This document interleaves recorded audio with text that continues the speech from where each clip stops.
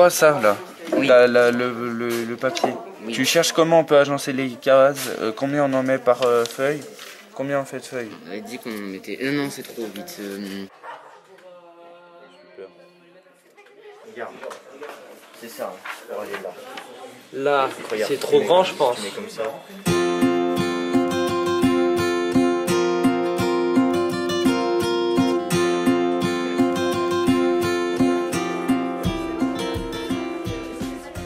Les élèves ont étudié en classe de français le roman de Gaël Faye, Petit Pays. Donc nous avons travaillé sur différents extraits et je leur ai demandé de choisir la scène qui les avait le plus marqué.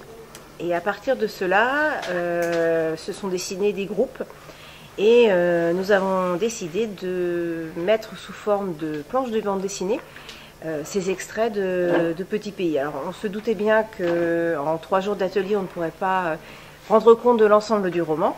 Donc le parti pris a été fait dès le début de faire un panel de choix et je crois que finalement on arrive à 12 ou 13 groupes différents. Donc nous aurons une douzaine de planches de bande dessinée qui devraient quand même retracer une grande partie du roman.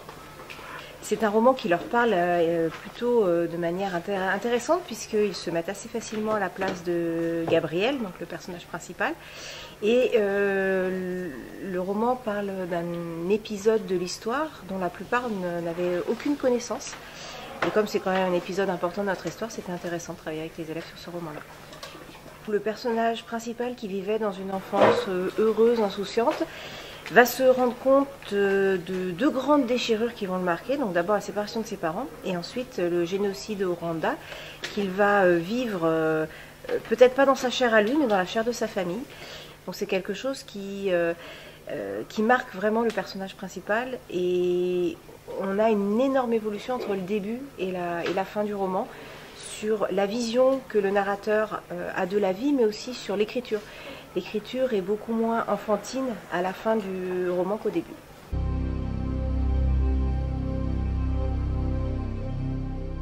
C'est le passage où la mère, après avoir vu les atrocités qui s'étaient passées sur sa famille, elle va le raconter pendant la nuit après avoir bu à sa petite fille. Je sais pas quel âge elle a, Anna, dans le passage, mais donc elle est quand même petite.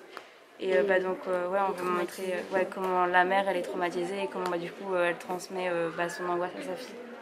Moi j'ai choisi de dessiner le passage où Gabriel arrive devant chez Madame Economopoulos et où il va rentrer dans sa maison et découvrir la bibliothèque et la quantité de livres assez importante. Ah, c'est une révélation pour lui ensuite. Oui, c'est assez important dans le roman parce que c'est ce qui va lui permettre de se créer un monde pour s'évader de son quotidien qui est plutôt difficile. Alors moi j'ai choisi d'illustrer le moment où il y a toute la famille qui va chez Jacques.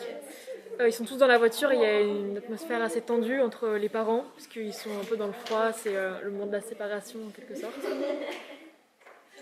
J'ai beaucoup aimé ce roman parce qu'il était simple à lire et le point de vue de Gabriel, il est intéressant à voir. Il voit pas les choses... Il voit les choses comme un enfant, donc c'est tout à fait différent. On a choisi le passage où Francis met Guino et Gabriel dans la rivière. Et où Francis attrape par le cou Gino. Et voilà. C'est le passage où Francis, si je peux me permettre, tabasse Gabriel et Gino vers la rivière, le fleuve. Et du coup, il demande à Gino où est sa mère en l'insultant. Et c'est le moment où Gino avoue que sa mère est morte.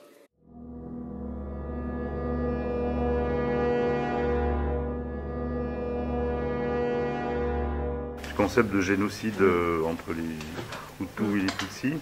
Mais est-ce que vous avez abordé ça au sens plus large? Vous avez pu déjà commencer à avoir une approche là-dessus? Vous en avez parlé? Alors, on en a parlé au début, lorsque j'ai présenté le contexte géopolitique. Et puis, c'est revenu un petit peu dans l'actualité, puisque à la fin de l'année dernière, il y a des archives qui sont ressorties, qui explicitaient un petit peu le rôle de l'armée, qui est loin d'être clair, l'armée française, qui est loin d'être claire dans ce génocide. Donc finalement, c'est encore une thématique qui est complètement actuelle, et puis réussir à comprendre comment un même pays peut se déchirer ainsi, c'est quelque chose qui de nos jours a une certaine résonance encore. Alors, question collective, est-ce que jusqu'à présent vous aviez entendu parler de ce qui s'était passé au Burundi et au Rwanda? J'avais entendu, mais vite fait. Ouais. Quel genre d'infos vous aviez eu? Je crois que c'était ma mère et mon frère qui en parlaient entre eux.